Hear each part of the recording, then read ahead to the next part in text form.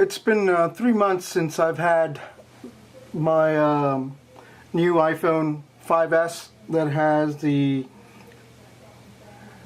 fingerprint sensor here, which basically said that I needed to wait around to get a new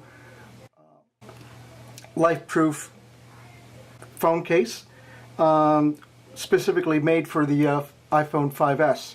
I initially had a 5 because I didn't want to wait, and I used that one, and I gave it to my wife who had a iPhone 5.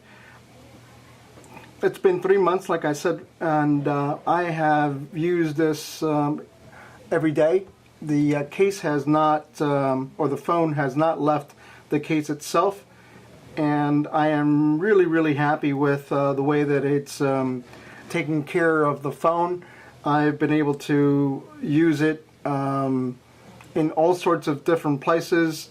I even take it into the shower, not because I like my iPhone, or it's actually more because I like listening to music while it's in there, and it beats going out to getting a Wi-Fi speaker system or Bluetooth speaker system. And it basically is great. All you do is just get out of the shower, towel it off, take all the raindrops or the water that's on the phone, and it's been fantastic. So I really do like the case. I even dropped it. I don't know if you can see this, but there's a little smudge or dink on the side of the case, and the phone was fine. There is no case out there that enhances the beauty of this phone and in the form factor that iProof makes it. So there is no other choice.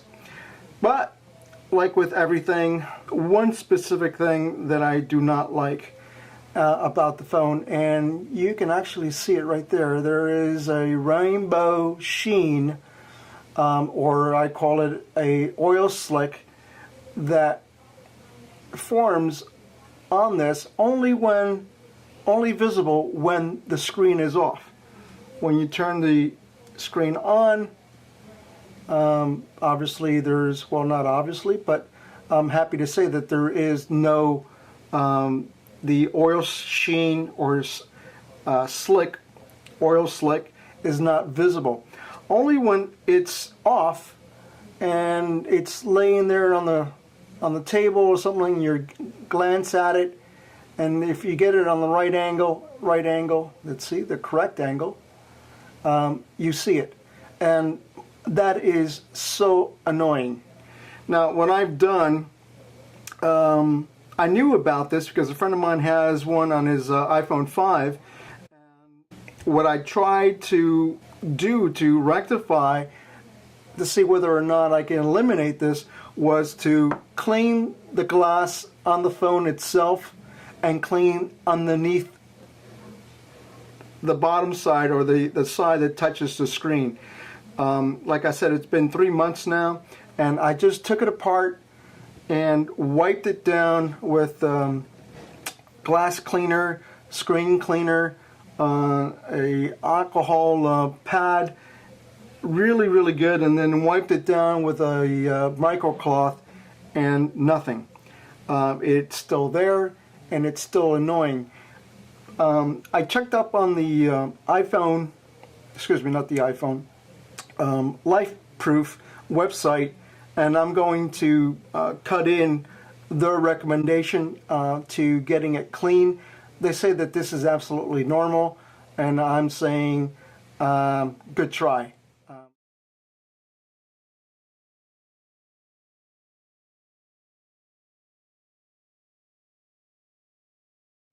I don't know why this would be normal. I've had other iPhone or cellular phone cases in the past, and none have exhibited this oil slick or sheen. They give some recommendations as to how to clean it. Ridiculous suggestions. Talcum powder. Take it into an air-conditioned area. What else did they say? They they attribute this to humidity. There is no humidity where I'm at right now. It is about 15 degrees outside, and there's no humidity in my house, I can assure you. So that's about the only thing. If you were to weigh out the pros and cons, this little distraction here really is insignificant to the value proposition that Lifeproof offers, the protection and everything else. Now, I do want to say one other thing is that even though this iPhone is in this case, when you're playing music, the speaker system on it is pretty good. Actually, I found out that if you the backside is where most of all the sound. So if you leave it on the table here and you're playing music, you'll hear the sound a lot clearer in this format than if you were to have it like this. And I don't know.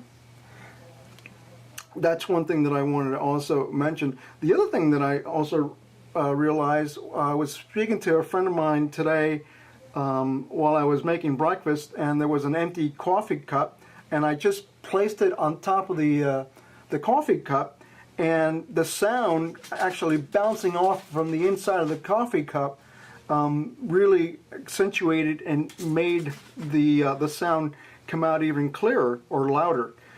So that was a kind of a interesting discovery. So again, this is the only distraction that I don't like about the case.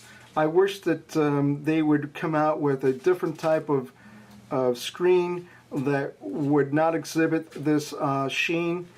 I do also want to say that the fingerprint sensor on this case does work without flaw.